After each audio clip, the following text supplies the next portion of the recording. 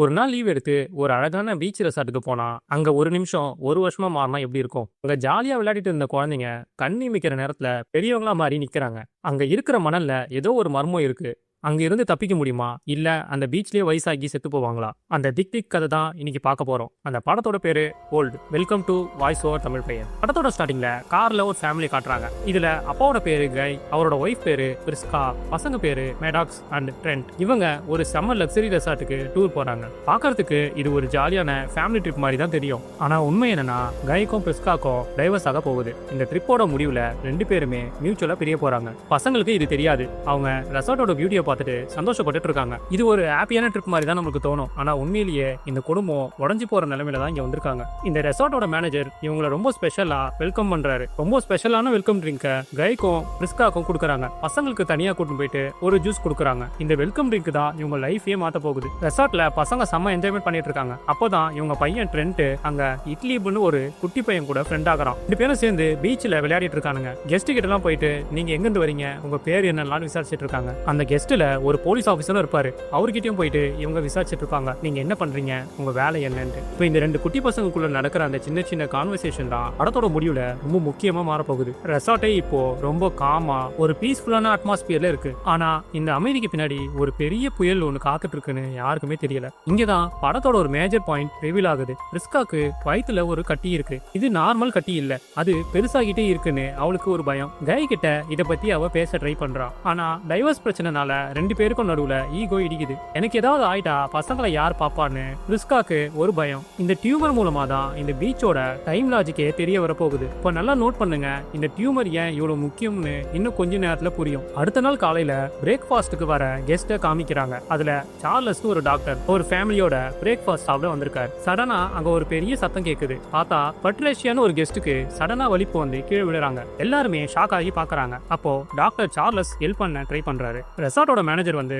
எல்லாத்தையும் கூல் பண்ண பாக்குறாரு. ஆனா அவரோட கண்ணுல வில்லத்தனம் நல்லாவே தெரியுது. நீங்க நினைக்கிற மாதிரி இது எதுவுமே தச்சையெல்லாம் நடக்கல. இது எல்லாமே பிளான் பண்ண மாதிரி நடக்குது. இங்க இருக்கிற ஒவ்வொரு கெஸ்ட்டுக்கும் ஒரு ஸ்பெஷல் மெடிக்கல் ஹிஸ்டரி இருக்கு. அது இப்பதான் வெளியே வர ஆரம்பிக்குது. எல்லாரும் பிரேக்ஃபாஸ்ட் முடிச்ச உடனே மேனேஜர் வந்து உங்களுக்கு மட்டும் ஒரு சூப்பரான பிரைவேட் பீச் இருக்கு, போறீங்களான்னு கூட்டிட்டு போறாரு. இந்த பிரைவேட் பீச்சை பத்தி கேட்ட உடனே எல்லாரும் லக்கி சான்ஸ்னு சந்தோஷப்பட்டு கிளம்ப ஆரம்பிக்கிறாங்க. இப்போ ஒரு வேன்ல கை ஃபேமிலியும் டாக்டர் சார்லஸ் ஃபேமிலியும் ஒரு தூரமான மலைப்பகுதிக்கு கூட்டிட்டு போறாங்க. ஆனா இந்த ஃபேமிலி எல்லாருமே இந்த பிரைவேட் பீச்சுக்கு தற்செயலா வரல. எல்லாமே மேனேஜர் ஒவ்வொரு குடும்பத்தையும் கேர்ஃபுல்லா செலக்ட் பண்ணிருக்காரு. ஏன் இவங்கள மட்டும், ஏன் இந்த பீச்? இந்த கேள்வி நம்ம மனசுல ஓடும் போதே அவங்க பீச்சை ரீச் பண்றாங்க. டிரைவர் எல்லாரையும் இறக்கி விட்டுட்டு இதே வழியில போங்க, பிரைவேட் பீச் வந்துடும் சொல்லிட்டு அவர் அங்க இருந்து உடனே கிளம்பிடுறாரு. பீச்சுக்குள்ள நுழைஞ்ச உடனே எல்லாருமே ஷாக் ஆயிடுறாங்க. ஏன்னா அவ்வளவு அழகா இருக்கு அந்த இடம். சுத்தி பெரிய பெரிய பாறைகள், முன்னாடி நீல நிறத்துல கடல், பாக்குறதுக்கே ஒரு சொர்க்கம் மாதிரி இருக்கு. பசங்க எல்லாம் உடனே தண்ணியில போய் குதிக்கிறாங்க. பெரியவங்க எல்லாருமே வெயில ரிலாக்ஸ் பண்ண ஆரம்பிக்கிறாங்க. ஆனா இந்த அமைதிக்கு பின்னாடி ஒரு பயங்கரமான ஆபத்து காத்துட்டு இருக்குன்னு யாருக்குமே தெரியல. ரெசார்ட் மேனேஜர் இவங்களை எல்லாரையும் இங்க விட்டு வர சொன்னது ஒரு பெரிய பிளானோட ஒரு பகுதி தான். சந்தோஷமா சிரிச்சு பேசிட்டு இருக்க இந்த குடும்பங்களுக்கு இதுதான் அவங்க வாழ்க்கையோட கடைசி நாள்னு தெரியாது. பீச்ல கொஞ்சம் தூரத்துல ஒருத்தர் தனியா உட்கார்ந்து இருக்காரு. அவர் ஒரு ஃபேமஸ் ரேப்பர். அவர் பேரு மிட் சைஸ் சீடன். ரெடாக்ஸ் அவரை பார்த்த உடனே அடையாளம் கண்டுபிடிச்சிடறான். ஆனா அவர் முகம் ரொம்ப பயந்து போயிருக்கு. அவர் கூட வந்த ஒரு பொண்ணு இப்ப காணோம். அவர் மட்டும் தனியா மூக்குல ரத்தம் வர உட்கார்ந்துட்டு இருக்காரு. ஏன் அவர் மூக்குல ரத்தம் வருது, ஏன் அவர் இவ்வளவு பதட்டமா இருக்காருன்னு யாருக்குமே புரியல. ஒரு பக்கம் ஃபேமிலி என்ஜாய் பண்ணிட்டு இருந்தாலும் இன்னொரு பக்கம் இந்த ரேப்பர் ஒரு பெரிய எச்சரிக்கையா நிக்கிறாரு. ஆனா மத்தவங்க யாரும் இவரை கண்டுக்காம அவங்க வேலையை பாக்குறாங்க. அதுதான் அவங்க பண்ண முதல் தப்பு. இந்த ரேப்பர் கிட்ட இருக்கிற அந்த பயம் தான் இன்னும் கொஞ்ச நேரத்துல எல்லாருக்கும் வரப்போகுது. சந்தோஷமா விளையாடிட்டு இருந்த ட்ரெண்ட் திடீர்னு அலறான். ஏன்னா தண்ணியில ஒரு டெட் பாடி மிதக்குது. அது வேற யாரும் இல்ல, அந்த ரேப்பர் கூட வந்த அவனோட கேர்ள் ஃப்ரெண்டு தான். ஆனா பாடி பார்க்க ஒரு விசித்திரமா இருக்கு. இப்பவே இந்த இடம் சேஃப் இல்லைன்னு எல்லாருக்குமே கிளியரா புரிய ஆரம்பிச்சிருச்சு. கை உடனே அந்த பாடியை செக் பண்றாரு. ஆனா அந்த பாடி ரொம்ப வேகமா அழுகி போகுது. பீச்ல இருந்த அந்த நிம்மதி மொத்தமா காணாம போய் இப்ப எல்லார் முகத்திலயும் ஒரு மரண பயம் தெரியுது. இங்க இருந்து உடனே கிளம்பணும்னு எல்லாரும் முடிவு பண்றாங்க. ஆனா விதி வேற மாதிரி பிளான் பண்ணிருக்கு. அந்த டெட் பாடி தான் இந்த பீச்சோட முதல் பலி. ஆனா அது கடைசி பலி கிடையாது. சரி, போலீஸுக்கு போன் பண்ணலான்னு பார்த்தா சிக்னல் இல்ல, கத்தலான்னு பார்த்தா சுத்தி யாரும் இல்ல. டாக்டர் சார்லஸ் அந்த டெட் பாடியை பார்த்த உடனே ரேப்பர் மேலதான் எல்லா படியும் தூக்கி போடுறாரு. நீதான் இவ்வளவு கொண்டுட்டு இங்க வந்து உட்கார்ந்து இருக்க அப்படின்னு சார்லஸ் பயங்கரமா சத்தம் போடுறாரு. ராப்பர் எவ்வளவு சொல்லியும் சார்லஸ் கேட்கற மாதிரி இல்ல.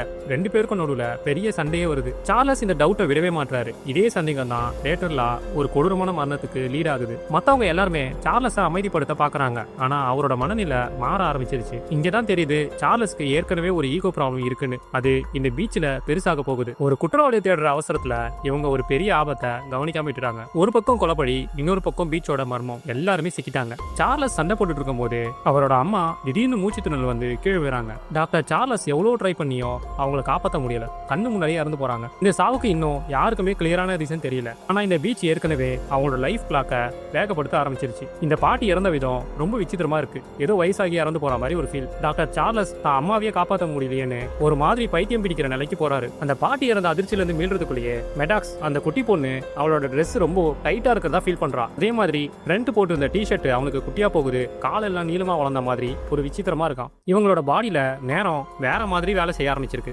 கயோ பிரிஸ்காவும் இப்போ அவங்க குழந்தைங்களை பாக்குறாங்க. திடீர்னு இவ்வளவு பெருசா வளர்ந்துட்டாங்களேன்னு ஆச்சரியப்படுறாங்க. என்னடா இது கனவா இல்ல நிஜமானு எல்லாரும் ஒருத்தரை மிரண்டு போய் பாக்குறாங்க. அதே மாதிரி சார்லஸோட பொண்ணும் வளர்ந்துறாங்க. வெளி உலகத்துல ஒரு சில நிமிஷம் தான், ஆனா இங்க பாடிக்கு அது பல வருஷங்களா ஃபீல் ஆகுது. அதனாலதான் அந்த சின்ன குழந்தைங்க இப்போ டீனேஜ் பசங்களா நம்ம முன்னாடி நிக்கிறாங்க. இவங்களோட மனசு இன்னும் குழந்தையாவே இருக்கு. ஆனா உடம்பு மட்டும் வேகமா முதிர்ச்சி அடையுது.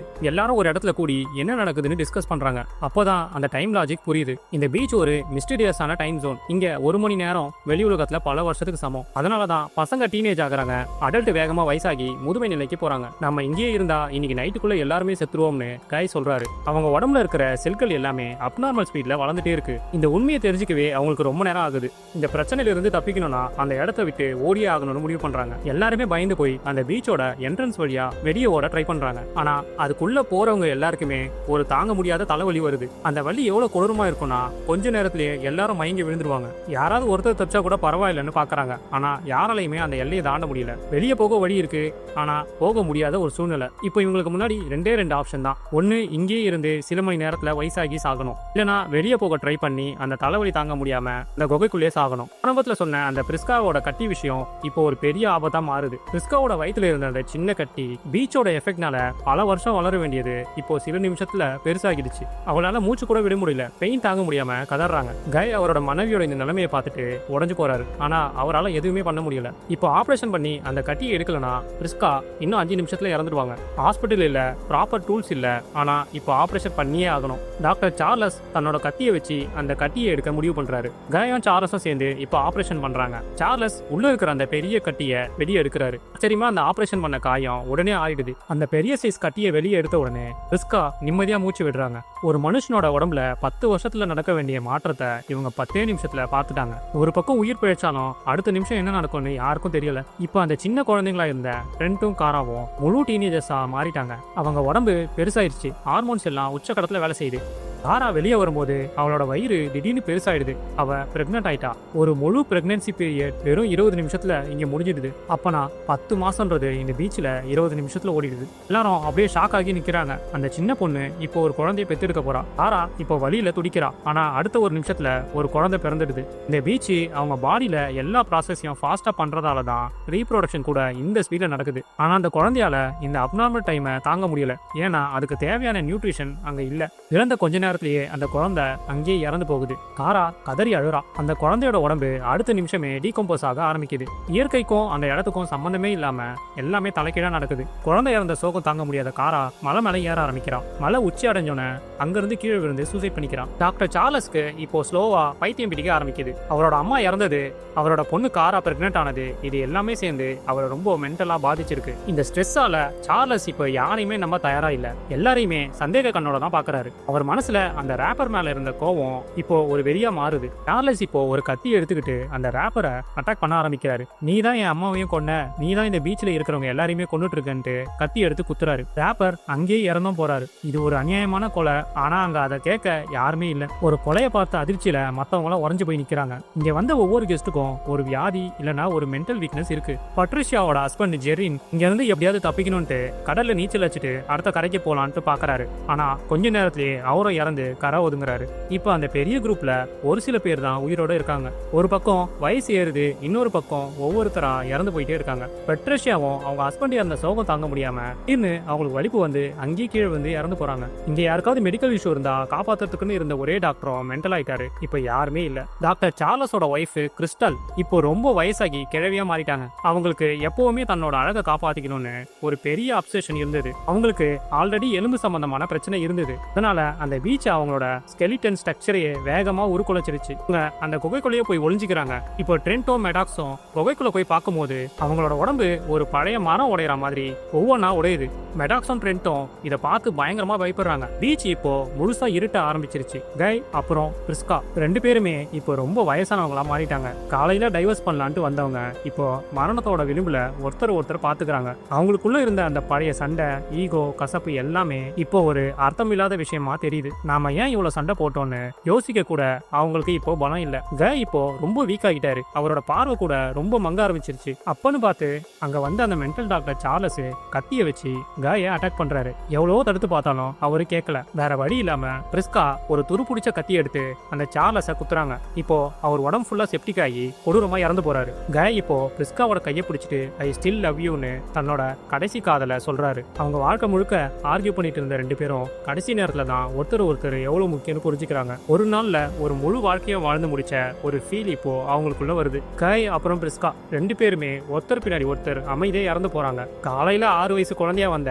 ட்ரெண்டும் மெடாக்ஸாவும் இப்போ 50 வயசு கடந்து அவங்க பேரண்ட்ஸுக்கு இறுதி அஞ்சலி பண்றாங்க. இப்போ அந்த பீச்சில் அவங்க 2 பேர் மட்டும்தான் இருக்காங்க. நாளைக்கு காலையில நாமளும் இப்படிதான் இறந்துருப்போங்கிற பயம் அவங்கள வாட்டுது. ஆனா அவங்க மனசுக்குள்ள இன்னமும் ஒரு சின்ன பிடிவாதம் இருக்கு. இங்க இருந்து எப்படியாவது தப்பிக்கணும்னு. சூரிய உதயமாவது. ட்ரெண்டும் மெடாக்ஸாவோட ஏஜ் பாத்தீங்கன்னா 50 வயசு தாண்டியாச்சு. திடீர்னு ட்ரெண்டுக்கு காலையில அந்த குட்டி பையன் இட்லி புக் கொடுத்த அந்த நோட் புக் ஞாபகம் வருது. அந்த நோட்ல ஏதோ ஒரு சீக்ரெட் கோடு இருக்கிறத அவன் கவனிக்கிறான். இட்லிப்பு ஏன் இதை கொடுத்தான், அவனுக்கும் இந்த பீச்சுக்கும் என்ன சம்பந்தம்னு இப்போ யோசிக்கிறான். அந்த சின்ன பையன் கொடுத்த நோட் புக்ல இருந்த மெசேஜை ட்ரெண்ட் இப்போ டீகோட் பண்றான். அந்த நோட்ல இருந்த வார்த்தைகள் ஏதோ விளையாட்டா எழுதினது இல்ல, அது இந்த பீச்ல இருந்து தப்பிக்கிறதுக்கான மேப். அந்த பேப்பர்ல ஒரு மெசேஜ் இருக்கு, என் மாமாவுக்கு பவளப்பாறைகள் பிடிக்காது அப்படின்னு இருக்கு. இந்த ஒரு சின்ன வாக்கியம் தான் இப்போ அவங்களுக்கு இருக்கிற ஒரே நம்பிக்கை. பவளப்பாறைகள் வழியா போனா இந்த டைம் ஜோன் மாறும்னு அவங்க ஒரு முடிவுக்கு வராங்க. இது ஒரு பெரிய ரிஸ்க் தான், ஏன்னா அவங்க உடம்பு இப்போ ரொம்ப வயசாகி இருக்கு. ஆனா அங்கேயே இருந்தாலும் இன்னும் 2 மணி நேரத்துல இவங்க 2 பேருமே இறந்து போயிடுவாங்க. நாம சாகிறதுக்கு முன்னாடி இந்த உண்மையை உலகத்துக்கு சொல்லணும்னு அவங்க முடிவு எடுக்கிறாங்க. பீச்சோட ஒரு ஓரத்துல இருக்கிற அந்த பவளப்பாறைகளை நோக்கி